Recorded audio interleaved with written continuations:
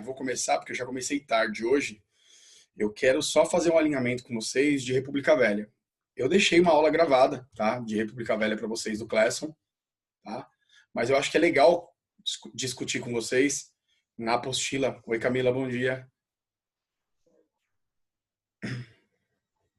É legal discutir com vocês na apostila, porque, pô, vocês, né, pagam caro nesse material, vocês... a gente não tá, né, tirando a mãe da forca, né? A gente não tá com tanta pressa assim. Então, achei interessante ter essa discussão.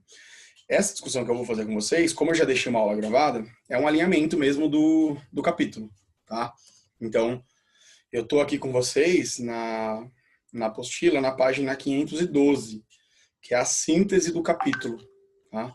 Essa parte aqui de México, América do Sul, Estados Unidos, a gente, cara, legal que a gente trabalhou tudo certinho, tá? Então, teve aula, tá? Estados Unidos eu usei o mapa mental, México falamos na aula passada, a Guerra do Pacífico, né, que foi a maior guerra ali da região andina, falamos na aula passada, e faltou aqui a República Oligárquica, República Velha.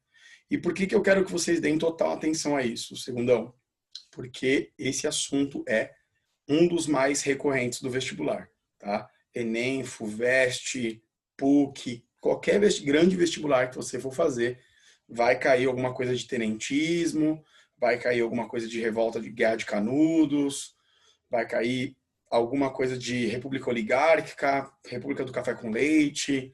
Esse é sempre um tema bastante recorrente, tá? Usando aqui a síntese do capítulo, a República, ela começa, né, com um acordo entre os civis, em especial o Partido Republicano Paulista, os grandes barões do café, né, como eram conhecidos, e os militares que tinham saído vitoriosos da Guerra do Paraguai. Tá? Então, a Guerra do Paraguai, ela fez o exército brasileiro buscar um espaço maior que ele não tinha. Né? De forma geral, o exército sempre foi uma instituição mal paga, mal vista, muito pouco valorizada pelo Império de Dom Pedro I e Dom Pedro II. E, junto com os paulistas e os militares, o fim da escravidão, né? Que acabou tirando a base de apoio de Dom Pedro II e dando espaço, então, para a proclamação da República. A República chamada de República da Espada, ela é composta pelos primeiros 5 anos, tá? Porque os nossos 2 primeiros presidentes foram marechais, Marechal Deodoro e Marechal Floriano, tá? Floriano Peixoto. De forma geral, eles tiveram muita dificuldade, tá? Principalmente o Deodoro, que foi o primeiro presidente, o Floriano era o vice. Tá? Lembrem-se que nessa época não havia reeleição e o mandato presidencial ele tinha 5 anos de duração. Como que o Brasil estava? Né? O Brasil vinha de crises cíclicas do preço do café no mercado internacional, então ora o café estava bem, aí o Brasil ganhava dinheiro, ora o café estava mal. Esse período foi o período da borracha também, lá na região amazônica, o Brasil produziu e exportou bastante borracha, principalmente para a Inglaterra. Era o período da segunda Revolução Industrial. E, claro, alguns outros setores que nunca pararam de vez. Tiveram dificuldades, mas não pararam, que foi a cana-de-açúcar no Nordeste, o algodão, né, o chá, tá? E alguns outros produtos que também foram importantes para a economia brasileira. Mas, assim, sem dúvida nenhuma, o café se tornou a principal economia de exportação do Brasil dos anos 1850. Bom dia para quem está chegando, sejam bem-vindos. Freitas, beleza aí? Bom dia, Pro. Tudo bem? Tudo bem, o senhor? Tô bem também. Então, beleza. Estou fazendo o alinhamento final aqui de República Velha com vocês, tá bom, gente? O café se tornou o principal produto exportado pelo Brasil, mais de 50% das nossas exportações, tá? Era o café. E aí, o que vocês têm que entender? Bastante problema econômico. Esses problemas econômicos tentaram ser resolvidos com um processo que ficou conhecido como encilhamento, tá? Que foi o ministro da Fazenda, Rui Barbosa, tá? Um grande intelectual da época. O encilhamento, esse nome está relacionado ao fato do governo federal, né, ter concedido a emissão de papel moeda. Então, o governo começou a imprimir dinheiro, imprimir cruzeiro, né, na época. E esse cruzeiro seria emprestado, né, seria colocado em empréstimos para que os empresários, os comerciantes do Brasil pudessem investir em novas áreas produtivas. O fato é que esse dinheiro nunca foi realmente aplicado nisso, acabou sendo mais utilizado com especulação financeira, com ações, com bolsas de valores e tal. Isso acabou que isso gerou uma inflação gigantesca. Tá? Então, encilhamento é uma palavra que tem a ver com aquele lugar onde o cavalo fica preso antes dele dar a largada naquelas corridas de cavalo. Tá? É mais ou menos isso que possivelmente os políticos da época e os intelectuais da época falavam, a economia ficou encilhada, ficou presa. Tá? É mais ou menos isso. Do ponto de vista da Constituição, a Constituição de 1891, né, que é a primeira Constituição republicana que o Brasil teve, ela, né, mudou bastante. O Brasil passou a ter 3 poderes, né, executivo, legislativo e judiciário. O antigo poder moderador foi extinto. O voto, ele passa a ser aberto, masculino, para alfabetizados acima de 21 anos. Então, as mulheres ainda não votam. Não foi citado que elas não podiam votar, mas quando foi discutir se a mulher podia ou não, o Supremo Tribunal Federal alegou que as mulheres não deveriam votar porque elas devem ficar em casa. Uma sociedade extremamente machista e tal. De forma geral, muita gente fica de fora da eleição, né? Porque o Brasil, nessa época, tinha algo em torno de 70% a 80% da população composta por analfabetos, que viviam nas zonas rurais do Brasil. Né? O Brasil era um país predominantemente rural. Então, assim, eleição era coisa para 1%, 2%, 3% da população. Tá? As 2 grandes guerras do início da República foram a Revolta Federalista e a Revolta da Armada. Federalista significa um grupo gaúcho, Rio Grande do Sul e Santa Catarina, que era contra o governo central no Rio de Janeiro. Tá? Então, eram as mesmas dificuldades que o governo regencial teve lá no período regencial, antes do segundo reinado. Né? O Rio Grande do Sul não reconhecia o governo central, tá? Não reconhecia a república oligárquica. E eles queriam uma maior autonomia para os estados. Vocês precisam pensar o seguinte, os militares, por natureza, são autoritários. Né? Os militares, por natureza, são positivistas, querem ordem e progresso. E o que é ordem? Ordem é o governo mandar e os outros estados obedecerem. Os sulistas, né, os gaúchos, não quiseram e pegaram em armas contra o próprio governo do Rio Grande do Sul, né, e que era aliado do governo federal, e contra o governo federal. E a revolta da Armada é a revolta da Marinha. A Marinha era muito inimiga do Exército Brasileiro. Tá? Existia uma rivalidade muito grande entre Marinha e Exército, e a Marinha vamos dizer assim, se debela, né? Se revolta contra o Estado liderado por militares, por exércitos. E aí essa revolta acabou com a vitória do governo, tá? Porque o governo tinha a maior força militar. Nessa época, o exército brasileiro tinha se modernizado por conta da Guerra do Paraguai, então o Brasil tinha um exército um pouco melhor, né, nesse período. E o governo federal não teve tanta dificuldade de derrotar, então, tanto os federalistas do Sul quanto a Marinha. Tá? República oligárquica, galera, significa que poucas pessoas governavam o Brasil, tá? Com algumas exceções, tá? Com alguns anos, com alguns presidentes, o governo ficou nas mãos dos paulistas, tá? E dos mineiros. Então, ora era um presidente de Minas Gerais, ora era um presidente de São Paulo, tá? Ou ligado ao PRP, que era o Partido Republicano Paulista. E do lado dos mineiros, o PRM, Partido Republicano Mineiro, tá? E aí, poucas vezes não foi um presidente de São Paulo ou de Minas. Tá? Epitácio Pessoa, se não me engano, era do Sul. Marechal, que era parente lá do Floriano Peixoto, do Marechal Deodoro, Hermes da Fonseca, tá? Que não era nem paulista nem mineiro, ele era do Exército. Tá? De forma geral, galera, o que vocês têm que entender? O Exército, nessa época, não era uma instituição respeitada ainda, não era uma instituição premiada. Então, de forma geral, os cargos, né, as pessoas que ocupavam o Exército não eram pobres, mas eram ligadas às classes mais pobres do Brasil. Tá? E há um grande problema aí, né? Os civis, os paulistas, os produtores de café, as elites do Nordeste, as elites do Sul do Brasil, querem que o governo fique nas mãos de quem? Dos civis, dos não militares. E os militares querem governar. Os militares são autoritários, querem um governo centralizado no Rio de Janeiro. Os civis querem autonomia para as províncias. É a mesma história lá das guerras regenciais, lá do período regencial. Eu espero que vocês Se recordem um pouco disso. E o que vai acabar vencendo são as oligarquias. Tá? De forma geral, a gente pode dizer que de 1895 para frente, os militares voltam para os quartéis. Tá?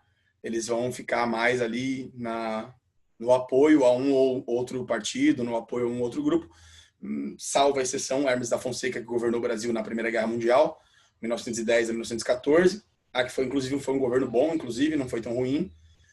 O governo vai ficar na mão das oligarquias, tá? Principalmente São Paulo e Minas, mas também ali a gente pode falar de Pernambuco, Bahia, né? Paraíba e Rio Grande do Sul, tá? Essas são as oligarquias que vão, de uma forma geral, disputar o poder no Brasil. Bom, o que cai muito na prova, galera? Coronelismo, né? Os grandes proprietários rurais, eles tinham recebido um título lá no Segundo Império de coronel. E por serem, né, coronéis, eles tinham o controle total da sociedade que vive em torno da sua fazenda. Então eles conseguem cooptar os eleitores a votarem nos candidatos que eles querem. Então, de forma geral, a política dos governadores era isso. Você fecha um presidente majoritário, ou do PRP ou do PRM. Esses presidentes fecham com as elites estaduais. Essas elites estaduais fecham com as elites municipais, com os coronéis. Os coronéis cooptam os eleitores a votar nesses candidatos. Basicamente, mesmo antes da eleição, já se sabia quem ia ganhar, quem não ia ganhar. E quando alguma coisa dava errado, acontecia a famosa eleição da degola. Eles degolavam o candidato que venceu, que não era do agrado deles. Como assim degolavam? Eles sumiam com os votos desse cara e esse cara, mesmo tendo vencido, não assumia. Tá? Não era diplomado. Então eles tinham também um processo, todo candidato que vence as eleições, ele recebe um diploma, ele é diplomado, né, deputado, governador, presidente, seja lá o que for. Então ele não era diplomado se ele não fosse do grupo majoritário. No fundo, as eleições eram bastante fraudadas, né? As fraudes eleitorais eram constantes e não era uma democracia plena, tá? Era uma democracia para poucos, tá bom? Para as elites, eu diria. Várias revoltas aconteceram, acho que é importante vocês lembrarem que o Brasil é um país muito rural e um país muito pobre, muito desigual, como é até hoje. As mais importantes guerras desse período foi a Guerra de Canudos, né, no sertão da Bahia. O líder Antônio Conselheiro reuniu um grupo de mais de 20 mil pessoas numa fazenda abandonada às margens do rio Vaza Barris. E ele era um missionário, né? Ele ficava pregando ali o catolicismo e ele dizia que a monarquia salvaria o Brasil e que a república era algo maligno, porque estava associado à maçonaria e tal. E o líder, Antônio Conselheiro, ele era muito cativante, né? E como era uma população miserável, né? Passava fome e tal, essa população começa a seguir as ideias dele e eles criam um arraial, chamado Arraial de Canudos. Tá? E eles formam uma comunidade quase que comunista, né? Eles produziam tudo para eles mesmos, eles tinham que se alimentar suas famílias e seguir os ensinamentos ali do Antônio Conselheiro. O governador da Bahia não gostou e mandou uma tropa da polícia lá que tomou a surra dos caras, porque os caras estavam preparados. Eles tinham bandos armados, os famosos jagunços, né? Aquele pessoal de Lampião, Maria Bonita tal. Já tinha essa galera nessa pegada. Tipo assim, já que o governo não olha para mim, então eu vou agir por conta própria. Tinha um caráter de banditismo. No caso de Canudos, tinha um caráter muito religioso, tá? Mais religioso do que de banditismo. O cangaço, que aconteceu no Ceará, né, tinha um caráter mais de banditismo, ou seja, eles roubavam para comer. Tá? Então, era meio que um Robin Hood, assim, o Lampião e a Maria Bonita eram meio que Robin Hoods daquele pessoal, que era um pessoal muito pobre, né, que até hoje tem bastante gente lá passando fome, necessidade no interior do sertão, tá? No interior do Nordeste. O contestado, galera, eu até corrigi, eu deixei uma aula corrigida já da apostila para vocês, foi no limite entre Paraná e Santa Catarina. O governo federal cedeu terras para uma empresa americana construir uma ferrovia, e essa ferrovia expulsou as pessoas da região do contestado. E essas pessoas não tiveram outra opção. Tá? O governo não falou, eu vou te dar uma outra área para você morar, eu vou te ajudar a construir sua casa no outro lado da região, da cidade. Não, o governo simplesmente expulsou a população de lá. E eles foram também liderados por 2 padres, tá? E esses padres, eles tinham esse linguajar também, né? Falavam muito da Bíblia e criticavam muito o governo. E lutavam, obviamente, pelo povo. E tanto em Canudos quanto no Contestado, gente, é muito importante isso, porque cai no vestibular. O governo vai falar assim, é gente mestiça, essa gente maluca, fanáticos, religiosos fanáticos, eles são a mistura de negro com índio, por isso que eles não pensam direito. Então existia um racismo pseudo-científico, que de científico não tem nada, que acompanhava as tendências europeias. Vocês lembram do imperialismo, que eles justificavam a dominação da África, dizendo que a África era inferior, que a Ásia era inferior, que a raça europeia branca é superior às demais e tal. Então isso também rolou no Brasil. A elite brasileira, a elite branca, julgando ali que essas comunidades eram comunidades atrasadas, tinham problemas psicológicos, eram fundamentalistas religiosos e tal, e deveriam ser, por isso, eliminados. Então, é muito triste, né, ver o quanto que a política brasileira trata a população mais pobre desde sempre, né. A revolta da vacina cai horrores também no vestibular. Ela aconteceu no Rio de Janeiro, em 1904. Um prefeito chamado Pereira Passos, ele decidiu reformar o centro do Rio de Janeiro, e para reformar o centro do Rio de Janeiro, ele convidou todos os pobres a sumirem dali. É mais ou menos o que aconteceu na Olimpíada de 2016, lá com a Vila Olímpica. Todos os moradores que estavam na região que foi usada pela Vila Olímpica, basicamente foi expulso da região. Tá? E tem muita gente que até hoje não recebeu indenização do governo. Eu acho absurdo. Aqui em São Paulo a gente pode citar o Rodanel, né? O Rodanel também tomou a casa de muitas pessoas que até hoje não receberam indenização, perderam basicamente suas casas. E quem recebeu uma indenização ridícula, tá? Não dá nem para mencionar. Aqui em Ribeirão a gente teve casos no Iramaia, né, no Santa Clara, de pessoas que perderam seus imóveis por causa do Rodanel, tá?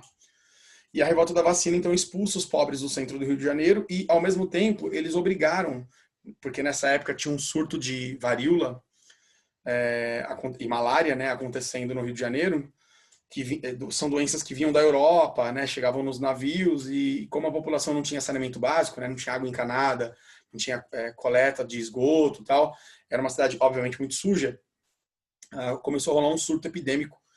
E o médico Oswaldo Cruz, ele recebeu um lote de vacinas da Europa, e o governo, sem nenhum tipo de informação, resolveu obrigar a população a tomar a vacina.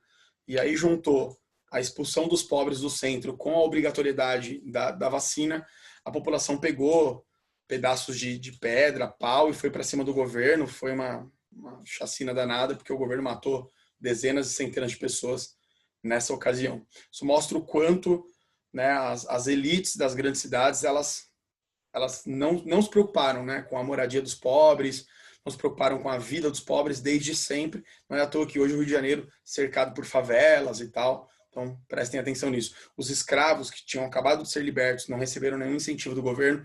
Então, a maioria vive nessas condições de favela e tal. Vejam que a história está muito ligada a isso. Política de valorização do café, gente. Aqui vocês têm que lembrar do Acordo de Taubaté. Tá? Isso também cai no vestibular.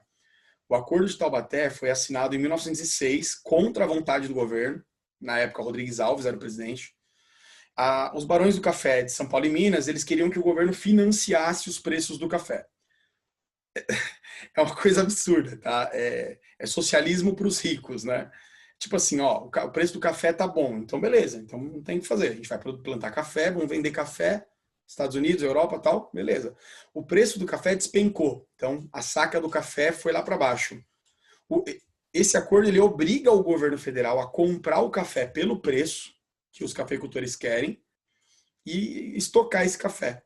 Tá? E se precisar queimar esse café, pode queimar, porque aí você some com o café dos estoques do mercado, e aí quando você diminui a oferta, né, você diminui o estoque, o preço tende a subir novamente.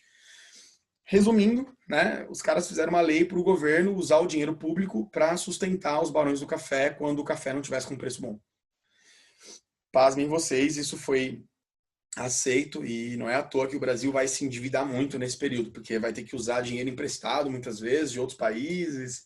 O Brasil, a conta não fecha, tá? Você vai usar dinheiro da população inteira para financiar um grupo de produtores de café, quer dizer, uma coisa assombrosa, tá? Até os anos 1930, chegou muita gente da Europa no Brasil, tá? Principalmente italianos, portugueses e espanhóis, tá? E algumas exceções, né, os japoneses na região de São Paulo, né, libaneses vieram para cá, judeus também de várias partes do mundo, mas principalmente portugueses, espanhóis e italianos. E esses portugueses vão basicamente virar comerciantes, tá? Donos de padaria, de comércio e tal. Os italianos, parte vai ser mão de obra nas lavouras de café, outros vão virar pequenos proprietários de terra e outros vão virar industriais. Vão começar a montar algumas pequenas fábricas de tecidos e vão dar origem a uma pequena industrialização no começo do século XX no Brasil. São Paulo, Rio de Janeiro, tá? Em algumas grandes cidades. De fato, os espanhóis e os italianos vão ser responsáveis por formar uma mentalidade de classe operária no Brasil. Então, o Brasil ainda não tinha uma classe operária, tá? Ninguém sabia exatamente o que era isso. E aí os italianos e os espanhóis, como eles, né, vinham da Europa, eles traziam ideias do socialismo, dos movimentos operários, da Primavera dos Povos e tal, que eles já tinham tido experiência lá na Europa. E aí foram dando origem a alguns partidos, né, como o Partido Socialista em 1912, depois alguns sindicatos, 1922 o PCB, Partido Comunista Brasileiro, e aí surge o movimento operário que vai fazer uma grande greve em 1917. Greve geral de São Paulo. Cerca de 300 mil operários pararam, cruzaram os braços e lutaram por 2 ou 3 razões principais. Redução da jornada de trabalho, porque nessa época a jornada de trabalho era de 12, 14, 15 horas por dia, não tinha limite. Não existia hora extra, então você tinha que trabalhar e ponto. Aumento do salário, né? Não existia salário mínimo, então os trabalhadores ganhavam muito, mas muito, muito pouco. E acabava que as mulheres, né, as esposas, os filhos pequenos, as crianças tinham que trabalhar para tentar ajudar em casa. Tá? Então, assim, os pobres basicamente não tinham acesso à educação, porque ou trabalhavam para comer ou estudavam. Então, não tinha como fazer as duas coisas.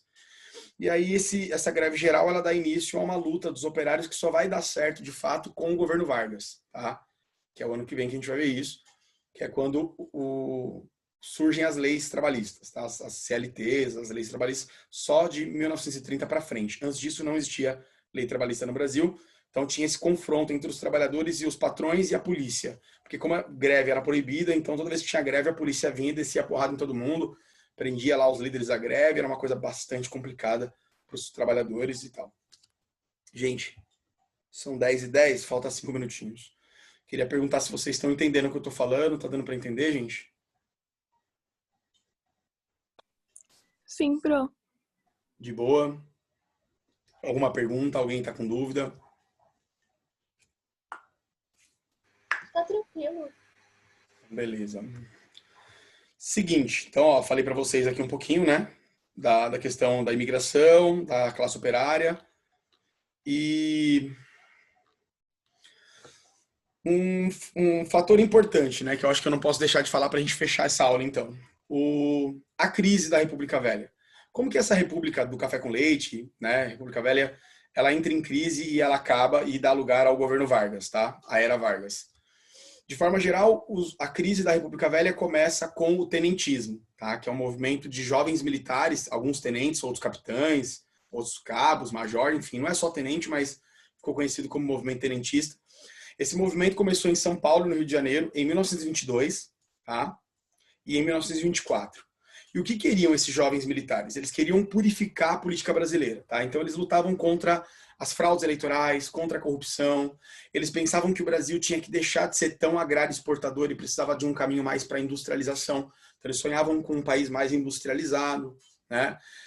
Entre os militares tinha uma ala bastante nacionalista, né? Bastante assim, que queria ver um Brasil desenvolvido, sem analfabetos, com indústria, com um sistema político moderno, mais eficaz. Eles queriam, entre outras coisas, o fim do voto aberto, porque o voto na República Velha era aberto. Então, de forma geral, o eleitor tinha que falar o nome do candidato e aí alguém anotava, certo? Isso estimulava a compra de votos, a manipulação, né? Porque ficava um monte de capatazes lá dos coronéis olhando para ver se os eleitores estavam votando nos candidatos que eles queriam. Então essa charge representa isso, o eleitor como burro, né? O coronel aqui carregando o burro até a urna e a mulher representando a soberania que não existe, né? Que não existia, porque o povo nem se interessava por política e quando se interessava tinha que calar a boca porque sempre ia rolar uma fraude, sempre ia rolar uma pressão por parte das elites para decidir a eleição no tapetão, tá? Na fraude. E o movimento tenentista ele não deu certo, ele acabou não vingando, né? Os líderes tenentistas foram, em geral, presos e expulsos do Brasil. Só que eles tiveram um papel de desgastar a imagem dos barões do café, ou seja, das oligarquias que governavam o Brasil. Tá? E em 1925 surgiu a Coluna Prestes. Tá? O que foi a Coluna Prestes? Né? Liderada por um cara chamado Luiz Carlos Prestes, que era um capitão do exército lá do Rio Grande do Sul, um grupo de militares ele marchou pelo Brasil cerca de 25 mil quilômetros a pé, tá? A pé que eu falo, né? Usando aí carros do exército, cavalos e tal. E eles migraram, deram uma grande volta do sul até o nordeste, depois voltaram em direção ao Rio de Janeiro. E qual era o objetivo da Coluna Prestes? Derrubar o presidente Rodrigues Alves. E eles queriam derrubar o presidente e convocar uma nova eleição para fazer isso, né? Para purificar a política brasileira, para acabar com a corrupção, com as fraudes e com as desigualdades sociais do Brasil, que eram muitas nessa época, né? 70% da população analfabeta, gente passando fome, o povo não tinha nada, era uma coisa desgramenta, né? Não tinha lei trabalhista, não tinha defesa nenhuma dos cidadãos. Tudo era para os cafeicultores, de forma geral. Não só os cafeicultores, mas as elites de cada região do Brasil, tá? E a Coluna Prestes também não deu certo, né? Luiz Carlos Prestes foi preso, depois foi exilado, foi expulso do Brasil. E vocês vão ver isso lá na frente, ele tem contato com o socialismo soviético e ele vira comunista. Tá? Deixa de ser militar e vira basicamente um militante comunista. Mas eu paro por aqui porque isso é assunto de Era Vargas. Em 1929, nós temos a grande crise da Bolsa de Nova York. Então, a quebra da Bolsa de Nova York.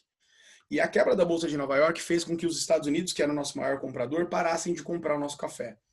Então, economicamente, o Brasil entra em crise assim profunda. O mundo inteiro, né, entrou em crise profunda em 1929. Foi a Grande Depressão, né, como nós chamamos na história.